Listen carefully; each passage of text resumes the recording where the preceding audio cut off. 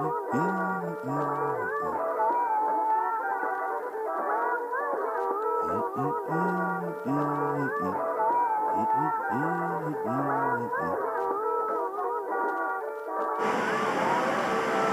folks, youtube.com/reality guru show.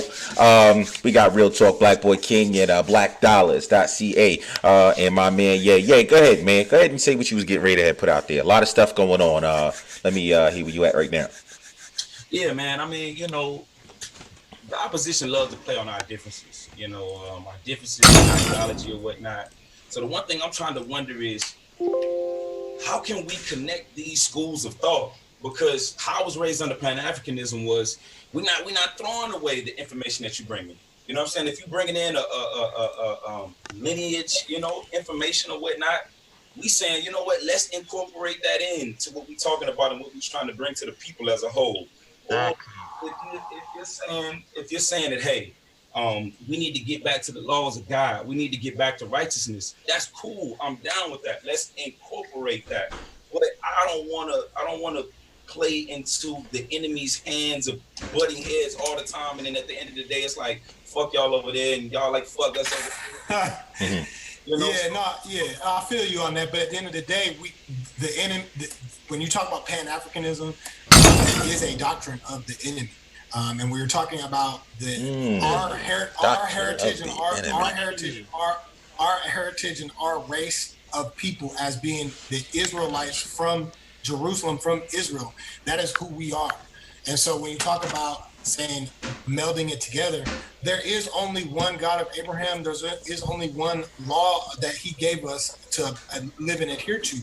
So we can't mix those in with other doctrines or other races or nations of kingdoms and lineage and how they do stuff.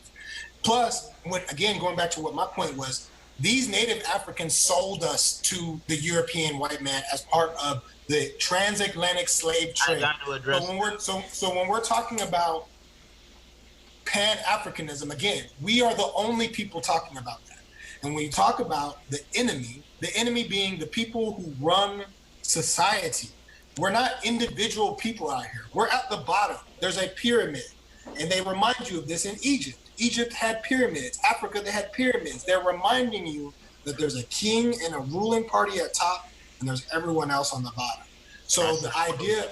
Let me let Bella address. Hold on one second, Ye. Real quick, just slow down real quick, because I want to just bring clarity to it all. Just real quick, real talk. What do you define Pan-Africanism as, so that we're not running to a place of confusion, so that we're all on the same page? Because I don't want to just assume that we all define it within the same, like, what do you define Pan-Africanism as? Or what do you understand? Right. Yeah, no doubt. I mean, to me, Pan-Africanism is the idea that it's basically a movement, the idea that solidarity can come amongst the indigenous and diaspora ethnic groups of the sub-Saharan African continent. Basically that there's a common fate basically linking us. And that somehow, we can come together as a nation of dark-skinned melanated people or sub-Saharan African people and have some sort of independent empowerment separate from those of Caucasian or European rulership. That's my take and interpretation on it and what I know about it, which is why, again, it's something that sounds great on paper. But the same way, and this is what I said about the enemy, the same way we were given the name of nigger first, they called us on the plantation. Then they called us Negroes. Then they called us black. Then they called us Afro-American in the 70s, a hairstyle.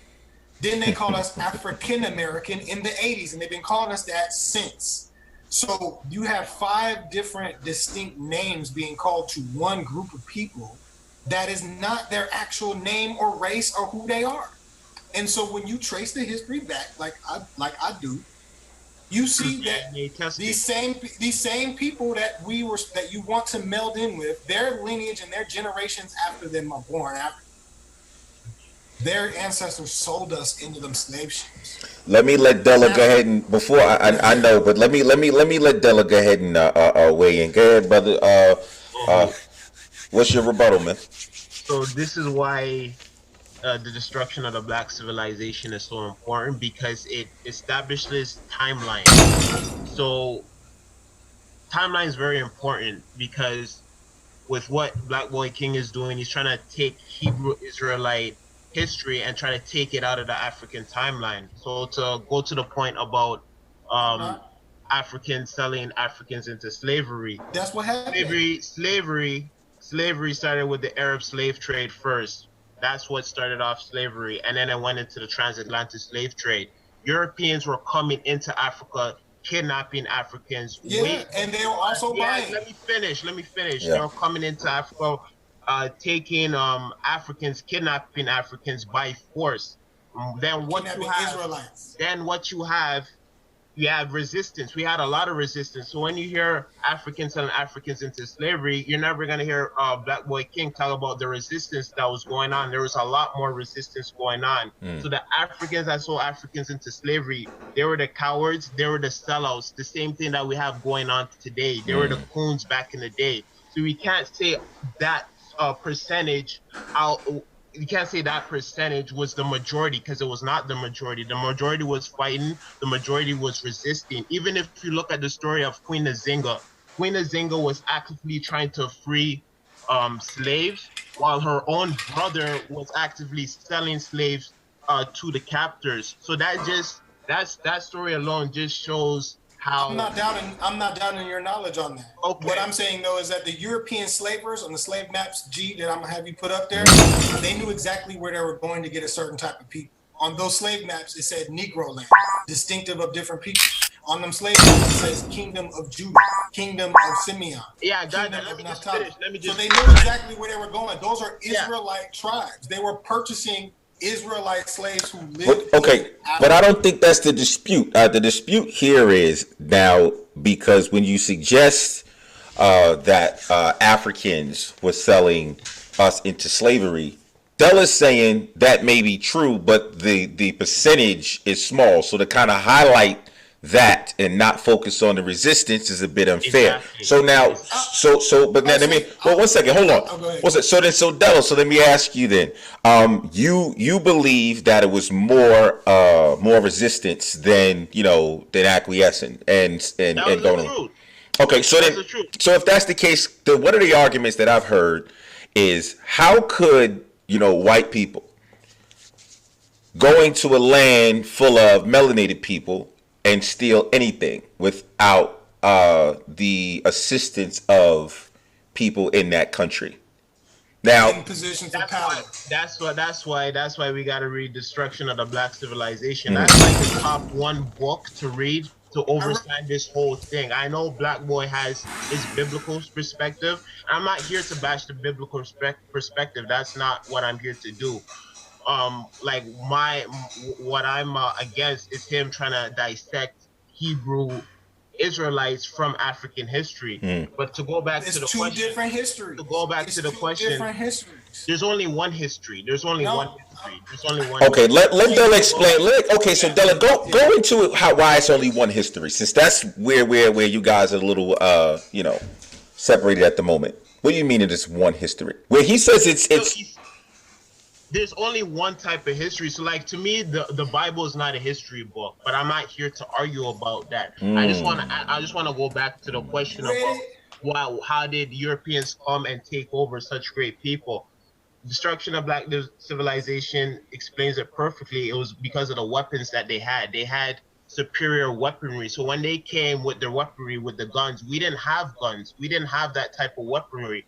So then when they came, Africans actually saw the Europeans as godlike because of that weaponry. And then more and more Africans wanted to get their hands on that type of weaponry, and that caused even further division. But that's why you got to read that book from start to finish and really understand exactly how we got from the point of Egypt or the point of Kemet into where we are today now. But it's the weaponry that made them seem so superior. But even still, we had resistance against that weaponry, and sometimes we still won. But to answer that question, it was the weaponry that really changed things. Okay. So real quick, you said you don't see the Bible as a history book, after I literally just told you, if you have not read the book from start to finish, you cannot have an opinion on the book. It would be the equivalent of me having an opinion about the destruction of Black civilization while having read the book. Now, I have read that book. I read that book in 9th grade. I read that book from front to back. So I have read that book and I've read the Bible. So again, I'm just saying, when we're talking about the distinction between the two types of races of Black people, we're talking about races here. We're not talking about skin color. We're talking about races of people and kingdoms, right? So when it comes to the Ashanti, the name Achan is a name given to the descendants of Judah in the Bible.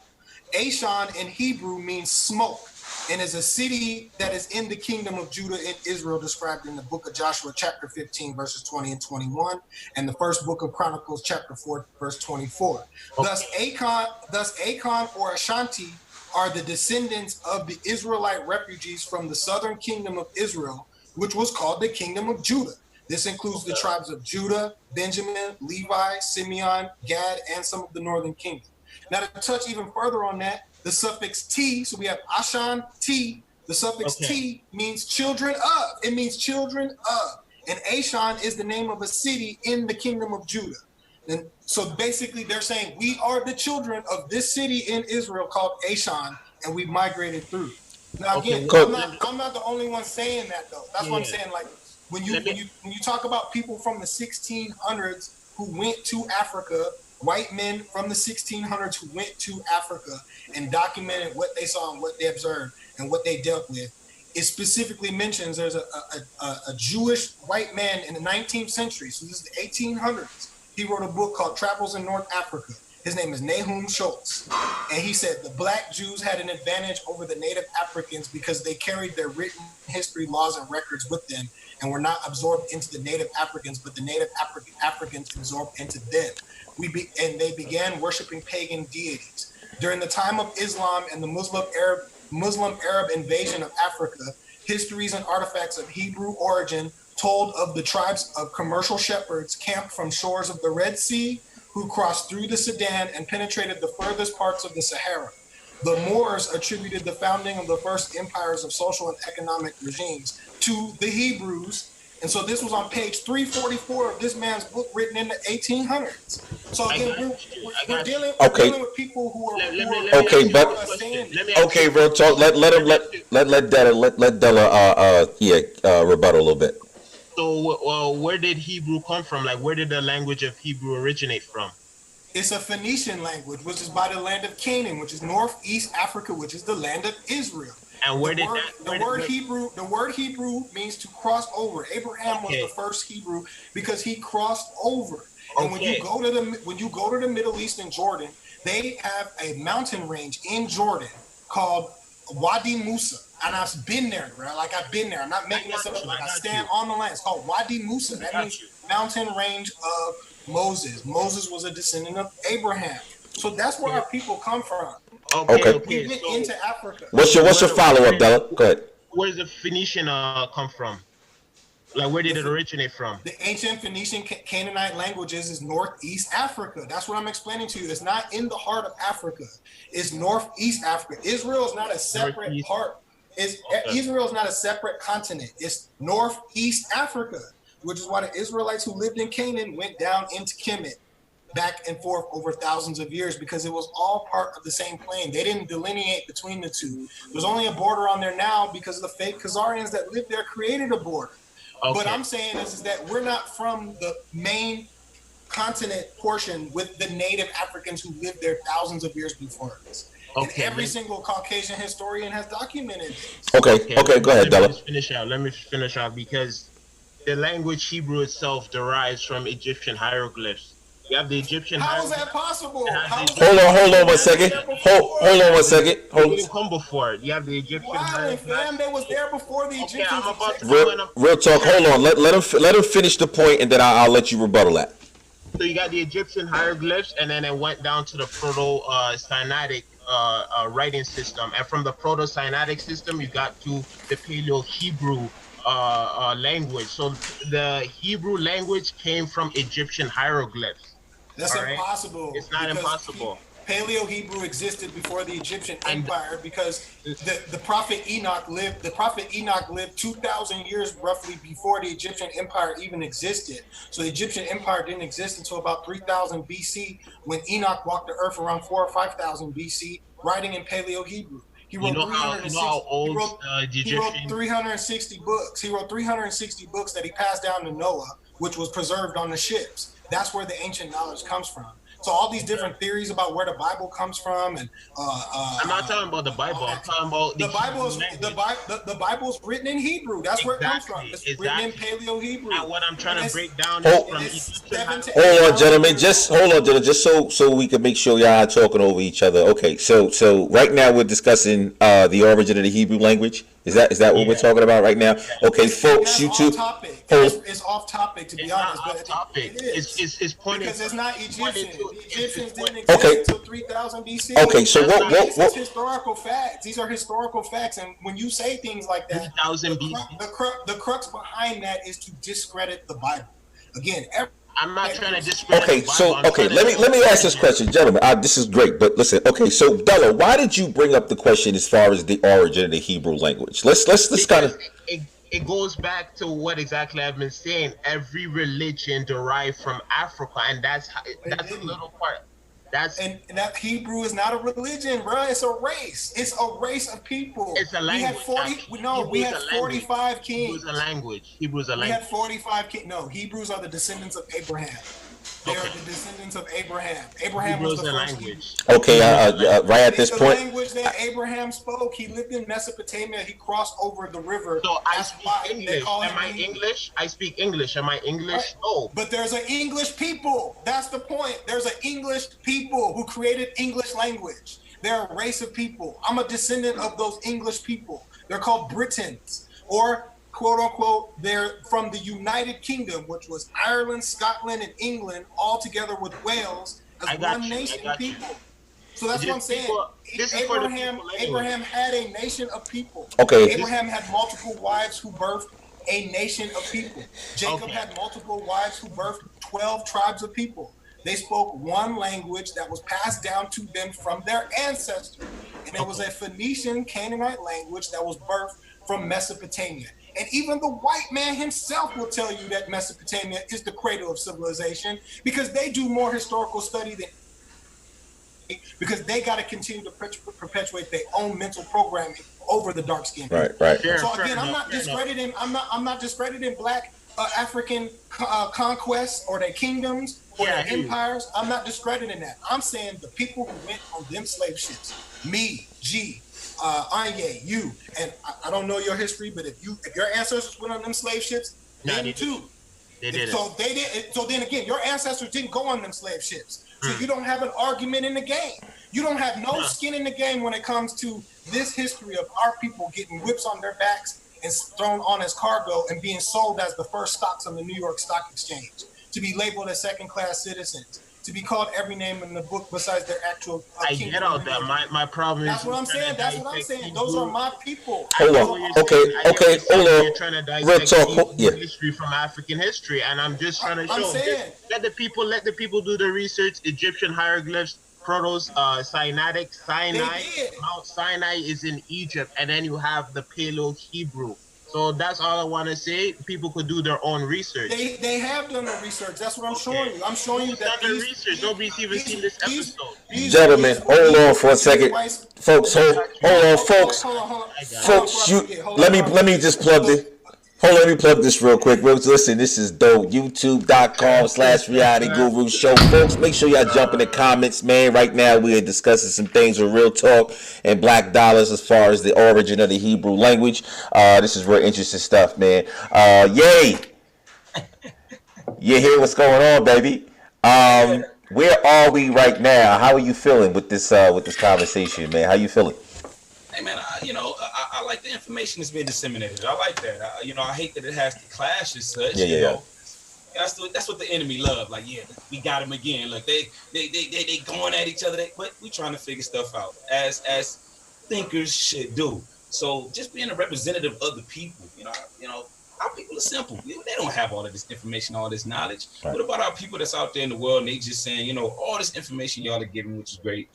How does this equate to today and my reality, our reality, and helping to find solutions within just this whole paradigm that we face, this hell that we're catching?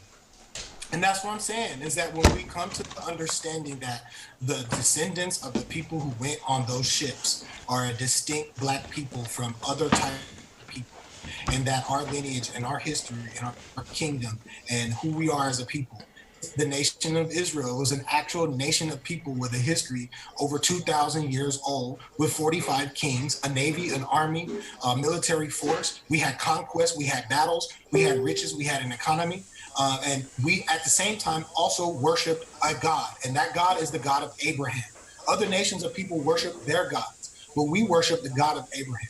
And the enemy that controls the world right now knows and understands this. When they went and sought out the black people to put them on ships, they went for a specific type of black person. They enslaved the specific type of black person to develop an empire for a specific reason.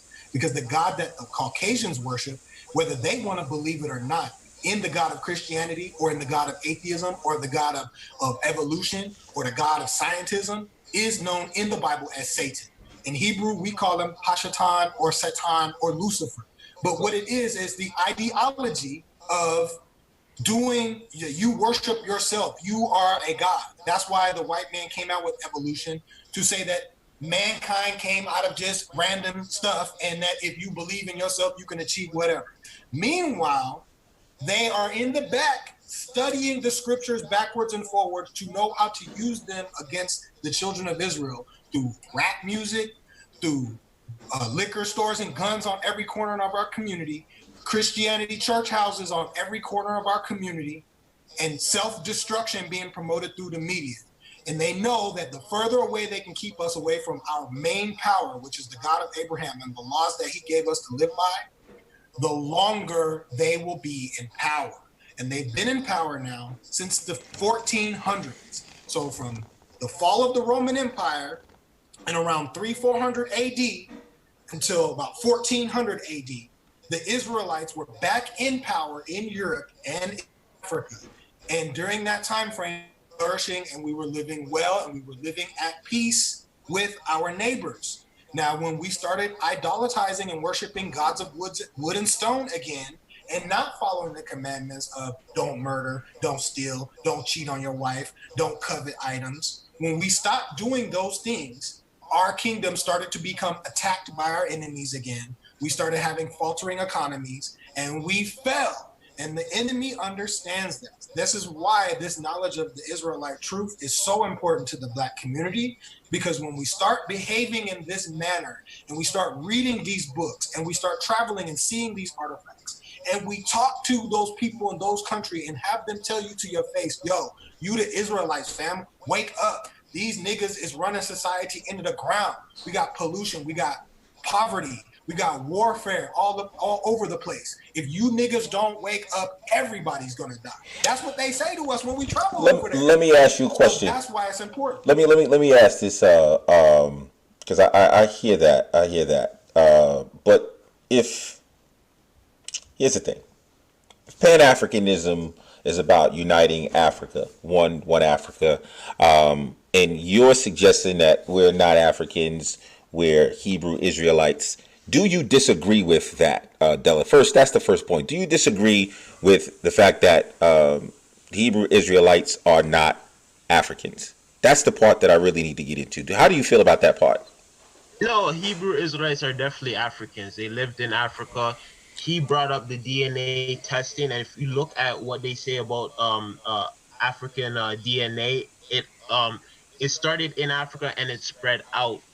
There's a map that shows that. So he's talking about the E1B1A being different from the E1B1, which is the father or the mother.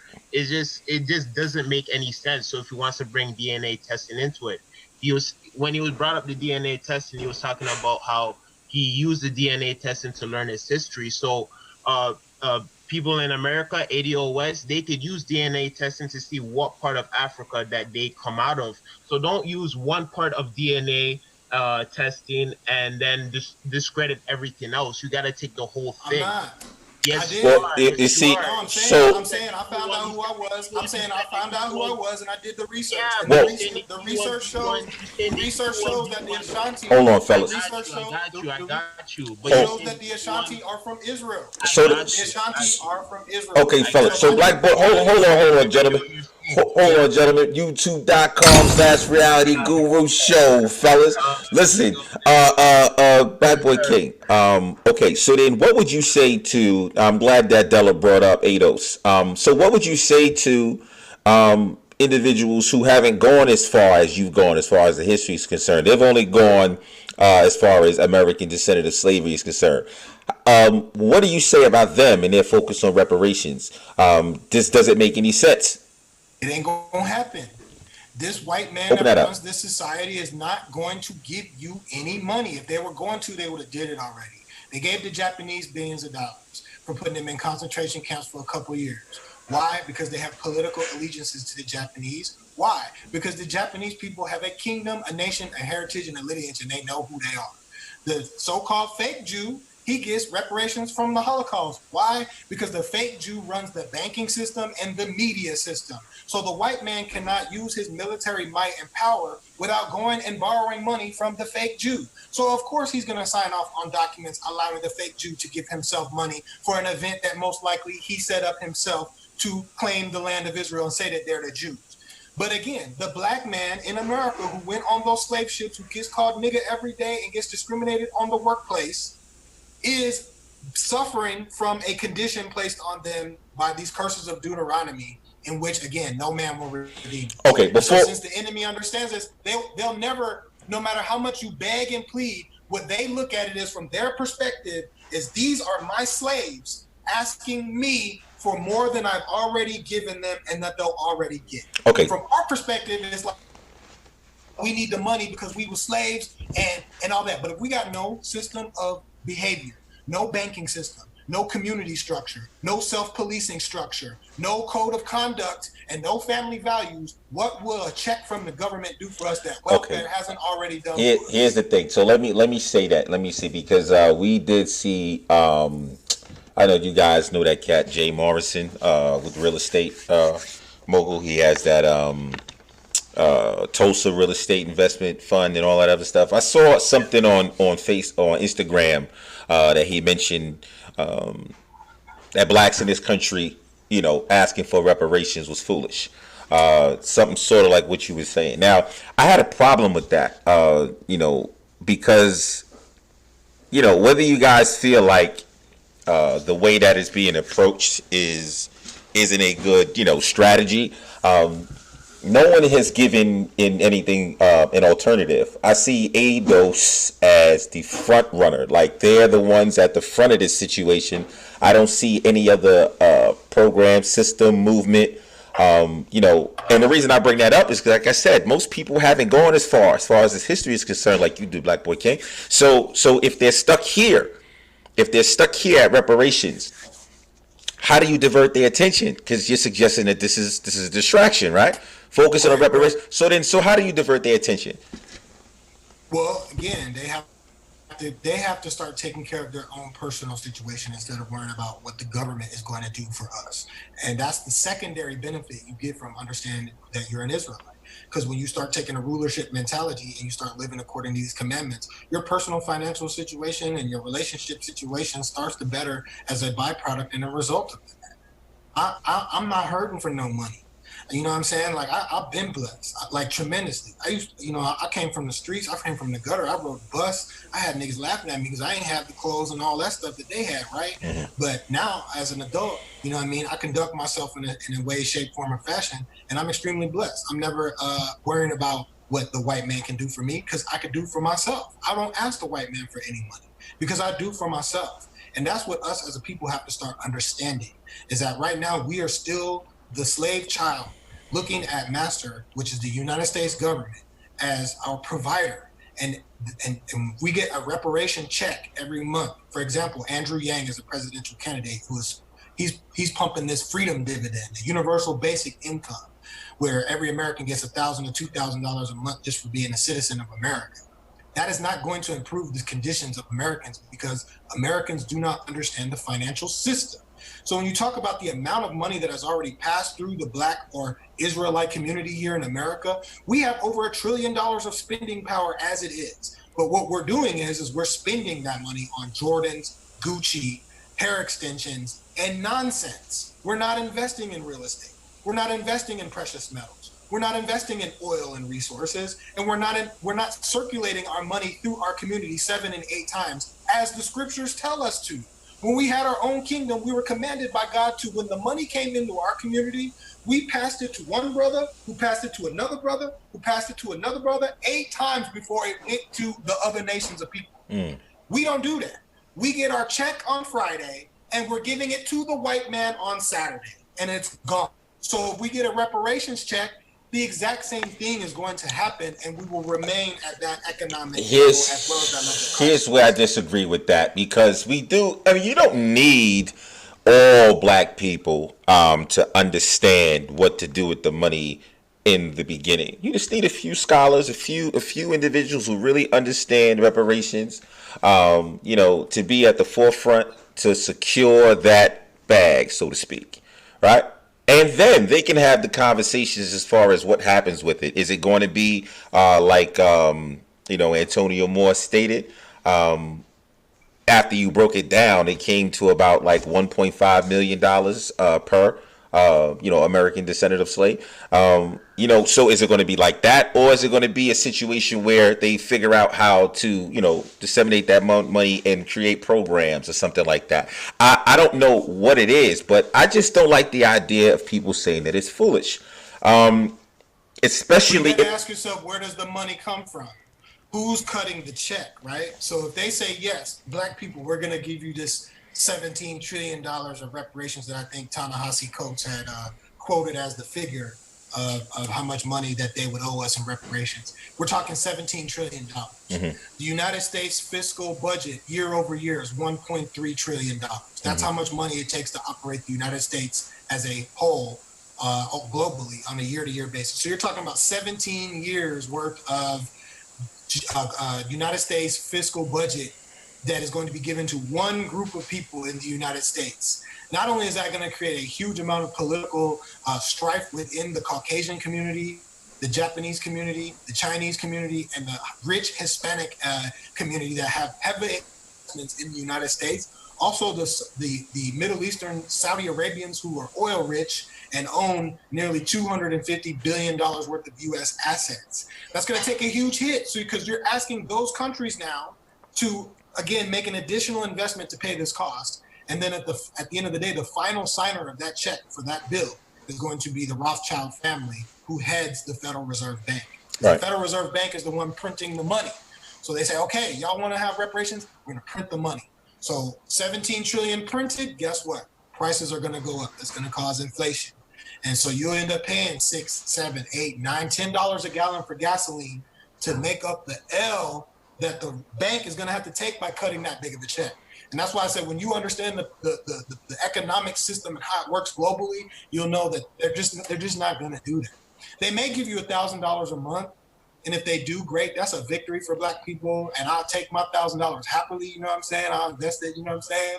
But at the end of the day, it's not going to make big changes, because we as a people still think on an adolescent level, while the rest of the world is operating at an adult level. So what's wrong? Grow past that. What's wrong with now? If it is 17 trillion, because actually I thought I heard it was a little more than that.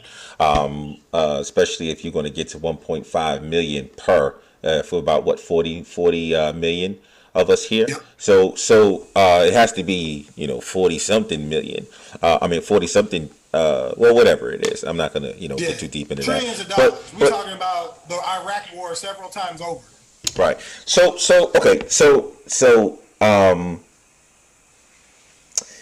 Della, you hear what he's talking about with regard to this reparations. Now, I know you are a resident of Toronto, and you've already expressed how your ancestry doesn't run through slavery, but we've talked before briefly about reparations. Do you think it's a foolish thing to focus on now, like Black Boy King suggested?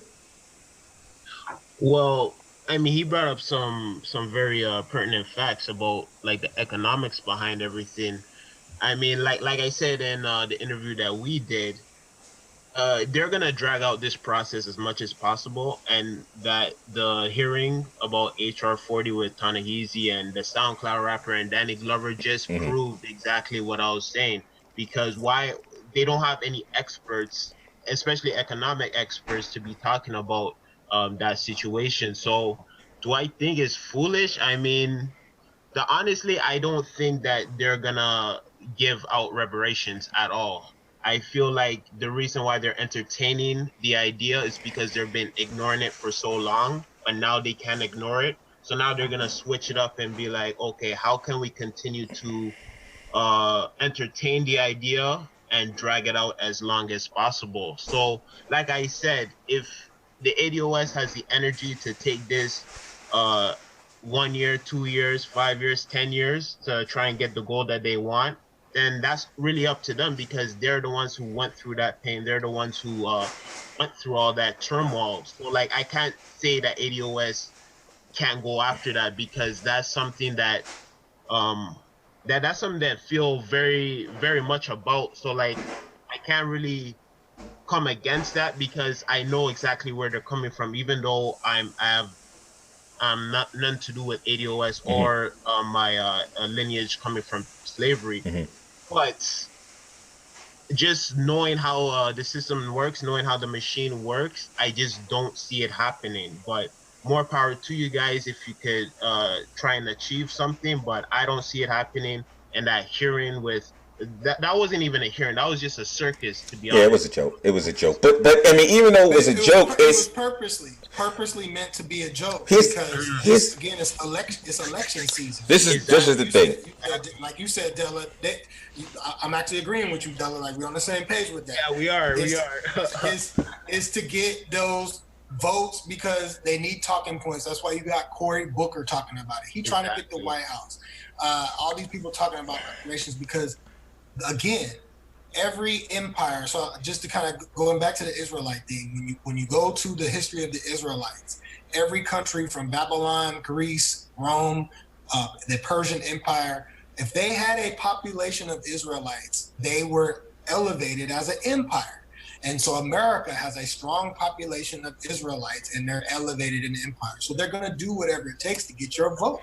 So if that means dangling this carrot in front of you about reparations to get you to go out and hit on the ballot box, I'm voting for Cory Booker, I'm voting for Joe Biden or whoever because he's going to give me reparations, they're going to say that. And that's what you're witnessing right now with this topic being brought up.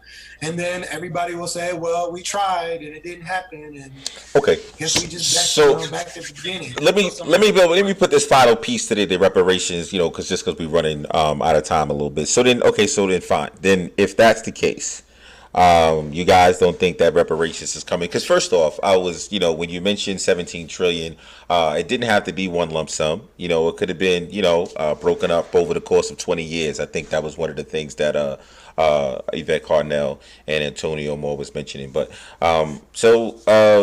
it's a foolish idea for us to focus on reparations, even though it's a real debt. This is a real justice claim. You guys still think, well, let's say Black Boy King, you still think that it is a foolish thing. It's a distraction, and we need to be focusing on some other stuff. You still feel that way? Yeah, because the African descendants of slaves or the ADOS movement, in addition to anybody else who doesn't have knowledge on the topic, they shouldn't be focusing on getting a check. You should be asking yourself, why did we go into slavery? The African descendants of slaves should not be trying to seek justice from their enemy. The enemy is not going to give you justice. That's why our court system is set up to sway against Black people. That's why they do things like mass incarceration of Black people. And the economic system, they don't want you on the job. They're only going to take, if it's a department of 10 people, I'm going to have maybe one Black person up in here. So you don't They think? don't want you here. Oh, I think it's a lost cause because those descendants of slaves like myself need to be asking themselves, why is this happening to our people? What happened? We can dunk a ball like LeBron. We can rap and sing. We got Whitney Houston. We got Michael Jackson.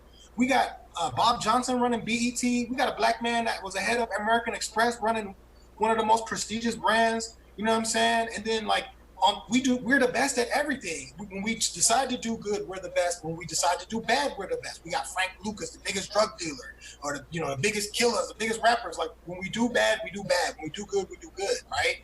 So we got to start asking, how can a great nation of people like this be at the bottom continually, and have to ask this white man government for a rub on the head and say, I'm sorry? Because that's the way the Israelite community looks at it. We look at it as, if they gave us the reparations check, it's a rub on the head and saying, I'm sorry. But the actual white man that you see on the streets, when he looks at you, he does not see that. He sees you accepting a handout that should have went in his pocket. And so when I explain to people all the time, I was like, you have to study history to know the white man took extreme lengths to conquer the world. He killed billions of people, the Native American, the Asian man, the black man, any other brown skinned people, like you mentioned, Samoans and Tongans and all them, went to them different islands and killed all them people. They went through great lengths to have dominion on this planet. They're not going to want to give any sort of, bits and pieces of that. So, long story short, to answer your question, we need to be focusing on why we're in this situation and who we are, and stop focusing on the what. That's what we're doing right now, is focusing. Gotcha. Yeah, before I go to final thoughts, go ahead and weigh on or not. Yeah, just piggybacking off of what Jay Morrison said, I think people got offended that he said foolish, and they took it the wrong way. We got to put it in context. What I heard from what he said within the video in entirety, he was just saying that, his train of thought. About, he mentioned stuff about us, doing things ourselves, being unified as far as ourselves and stuff. Oh, yeah, I got my train of thought back. He wasn't saying that it was foolish that it was old.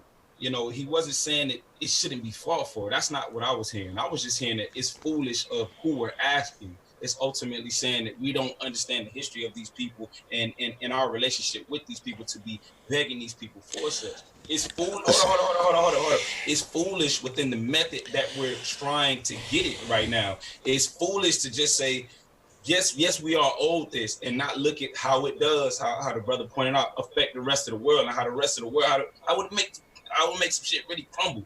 Here's the thing. It's not a request. This is where the confusion.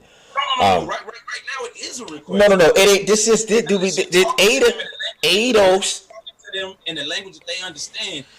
We're on our knees begging. We are not begging. Listen, you see, you can get the impression from the Dog and Pony Show HR 40 that we are begging. We ain't begging for nothing. We are demanding what's fucking owed. Don't get confused. We are from a group that's not a righteous people. That's fine. Let me ask you a question, Ye. When's the last time somebody owed you anything? It's been a while. Well, the last time somebody owed you something and you didn't get it back, I should say. Yeah. Does it make a difference if they're unsavory, if these motherfuckers are immoral? That shit is still owed to you, brother. I don't give a fuck.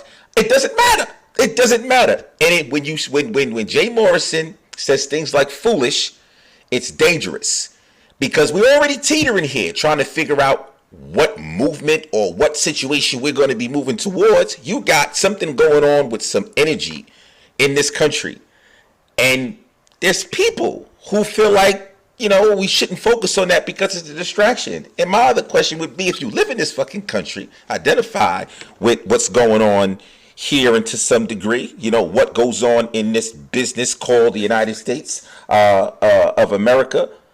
This is the way that you get your food, you make your income. Why would you even vote if Democrats are not even going to entertain the idea of reparations? I'm not even thinking about Republicans. I'm just talking about Democrats. Why would anybody even vote for anybody in this fucking country if that's not something they would even entertain? As they said, you definitely shouldn't be. This is a circus. It's a charade. Voting is not going to get us out of this hell that we catch. It's not. Begging for reparations. Now, again, it is old to us. We should find methods to go get that, but the way we're going about it, we getting better. And just as you said, it does matter the person that owes you money, because a man of honor is going to say, you know what, I'm going to honor this debt that I owe to you. But a man that doesn't stand on principles, morals, or ethics is going to say, fuck that. Shouldn't stop you from calling this motherfucker. Shouldn't stop you from texting him, sending him messages. Get what's owed. He has no principle. Lands on it. Doesn't matter that you call him. You can only the language that he understands and that he responds to get that debt that's owed to you. And it's not going to be calling him on the phone. It's not going to be exactly.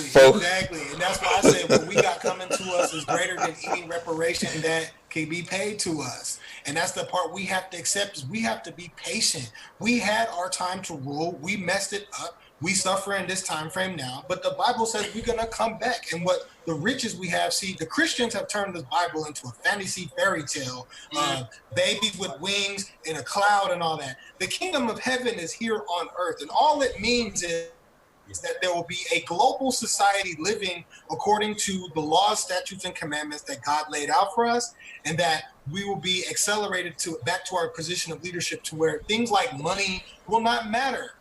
The earth will be plentiful with food. We won't have to worry about eating. We'll have plenty of clothes. We won't have to worry about clothing and safety and security and things like that. It's a real paradigm that's going to happen on our earth plane we're existing on. And so if you look at history, every empire that has come has also fallen. When Rome was the top empire, there was brothers having conversation in Rome, just like me and you having right now. Yo, what's Caesar finna do? Yo, whatever the political topics of Caesar at the time was, those Romans were sitting there going, this is gonna last forever. We're gonna have the Roman Empire forever. And guess what? It fell. So America is gonna fall too. So if you asking for money right now from this government, what is going to preclude you from being wealthy when they decide to crash the dollar 1929 or crash the housing market like they did in 2008 and everybody's broke again? Because that's what they're going to do. And that's what my point is, that they'll give you the money and say, hey, here's the money. And you balling 6 months later, stock market crash. That money ain't worth nothing. And that's the question. Then what? That's the question I've always had in my mind, going back to the person that owes you the money. I've always said to myself, hold up, if they gave us that money, I would be scared as fuck, because I would say, hold up. They didn't just become righteous overnight. Hold up, they got a plan in the script behind these screens. How they really about to fuck us up. It must really be the end of America that they about to give us. Hold on. Listen, it's still worth what it's worth, right? I mean, even if, the reparations situation. We're not in power. We're not structured. We're not in control. That could come later, yay. That could come later. Here's the thing. You don't build a house on mud. You must set. That's what Jesus said. Here's what I'm saying. Exactly. You just quoted the Messiah right there. We are running so low on time. I'll just say this piece before we go into final thoughts. The one thing, when you say be patient, it's I mean, how patient should we be? Generations upon generations of whether you're talking about ADOS, whether you're talking about Africans, whether you're talking about Hebrew Israelites with the tribe of Judah that's lost their life in this country, and we're talking about over the course of, which people say 400, but you mentioned that we've been here for almost 5. So how much patient do we really need to be, with regard to this, brother? How much more patient, man? We have to be patient. That's the test. That is the test. That's why no matter what philosophy you adhere to, is always the number one virtue. I have to have patience with you, my brother, for your whatever you know and what you don't know about what I'm talking about. I have to be patient that you'll go and research and get it. That's why, again, we talked about those brothers yelling on the street corners. They're breaking the commandment. They have no patience. They're yelling at people, forcing their doctrines. All I can do is present the facts. And then I got to be patient with you as my brother and say, okay, I pray that he reads it and studies up and finds out who he is. Just like Della, I got to have patience with him that if he ever does see, no, I'm just saying, if he ever sees, I gotta be patient with that. If he don't ever see, if it never clicks with him, I gotta be patient with that too. And so that's when we're talking about, how the Christians have blasphemed the principles that our God gave us and created this fake religion called Christianity about turning the other cheek. Turning the other cheek isn't about getting your ass beat. Turning the other cheek is about being patient with your brethren. because we are a lost people who had our heritage stripped from us. So we got to endure. And that's why the Messiah said, those who endure to the end will be saved. Chris, I'm talking about, I've been saved. Saved from what? The downfall of America ain't happened yet. When the downfall of America happens, that's when you're going to be saved. When you look around you and you say, man, I made it out. All right, folks, youtube.com/reality guru show. I'm here with Real Talk, Black Boy King and Blackdollars.Ca, man. We're going to get ready to jump into final thoughts on this situation here. I don't know, I'll probably title this shit Message to the Black Diaspora, man. We got a lot of stuff that we got out that we need to for people to start listening to. So let me go ahead and start with you, Ye, man. How you want to finish this situation off, man? A lot of information, brother. A lot. This brother Black Dollars came with it. Della came with it. Indeed. A lot of good information, man. Indeed. The main thing I'm hearing out of this conversation, specifically Real Talk, which, you know, I'm with 100%, is us understanding who the hell we are. Who the hell we are, our lineage. That's very important. How the hell you know where you're going if you don't know where you came from and who you are? How you know where to go once you get reparations if you don't know who you are or what to do with it? And another thing that I'm hearing from is from what he's giving us is us just getting back to righteousness, man. Yeah. You know, once we get back to righteousness as a people and understand what righteousness is, what it looks like, what the laws are, and follow that, everything else will fall into play. You know, all the people I know who are good, honorable people that, you know, fall on principles, morals, values, ethics, their lives are good. You know what I'm saying?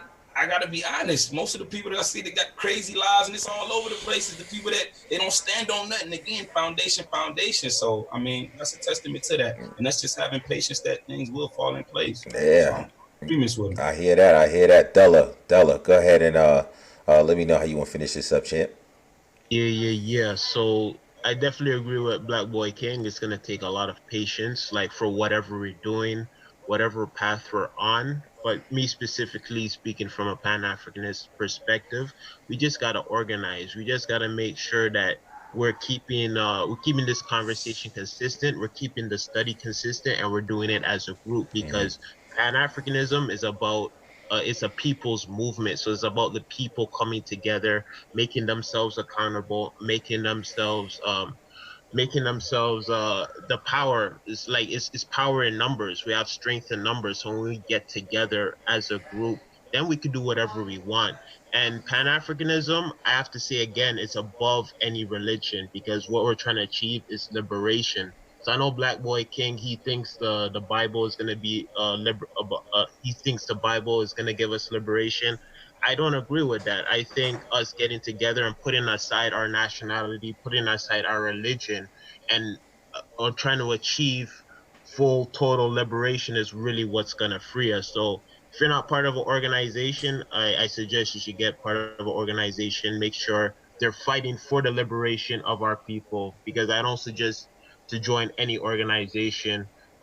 Great ancestor Kwame Ture, who was part of the All African People's Revolutionary Party, said we're better off with 100 organizations than no organization at all.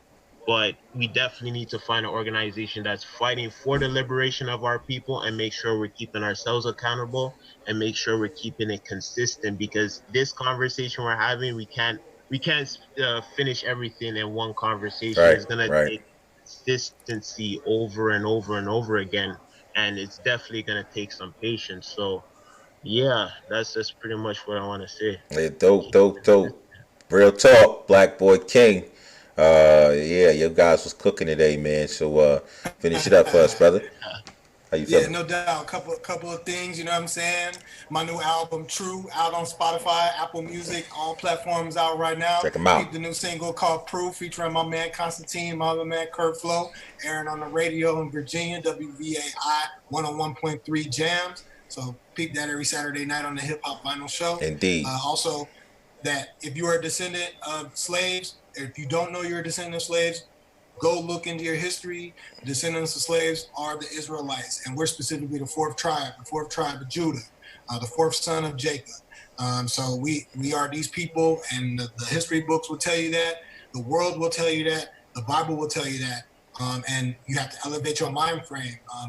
Real quick, just want to shout out to these 13 tribes in Africa right now that are Israelite tribe descendants: the Ethiopian Falasha, the Abayudaya of Uganda, the Tutsi of Rwanda, the Rusape of Zimbabwe, the Lemba of South Africa, the Sefwi Wiawso of Ghana, people of Ghana, the Benai Ephraim Yaroba people of Nigeria, the Lam-Lam of Ghana, the Katsena of Nigeria, the Zefrin Ibrahim of Malagasy Republic, and the Ibo tribe of Nigeria. Shout out to your boy in Africa, you know what I'm saying? And then as far as books, I didn't get a chance to dive into some of the other books, but there's mad books on the topic of the Western diaspora, black man who went on the slave ships being the actual children of Israel, traveling through Africa, through Europe, and what happened to us.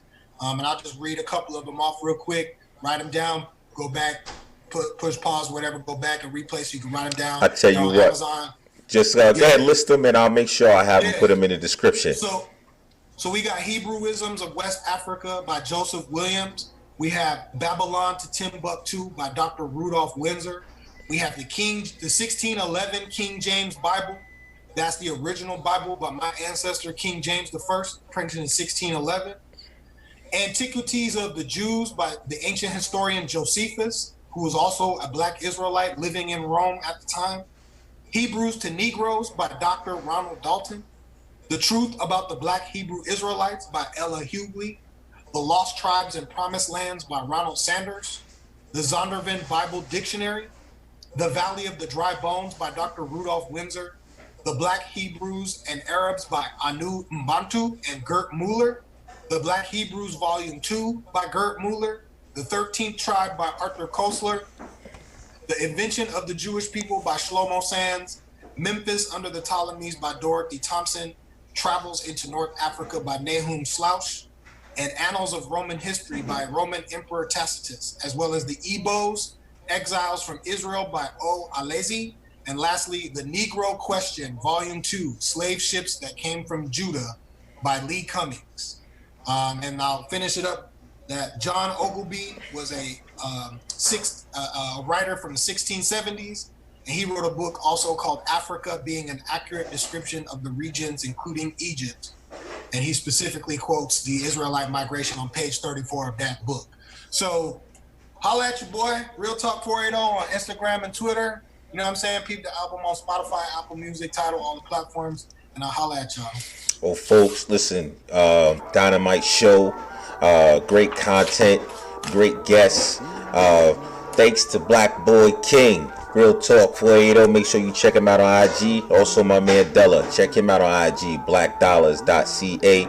You know, I always got my man Ye's Way. Check him out on IG, and me, G Cleve. It's Reality Guru. Take care. And in the end, it's done. And I really hope you find the one. Wild ride, but it was so much fun. Deep hit, so fun. And in the end, it's said and done. And I really hope you find the one. Wild ride, but it was so much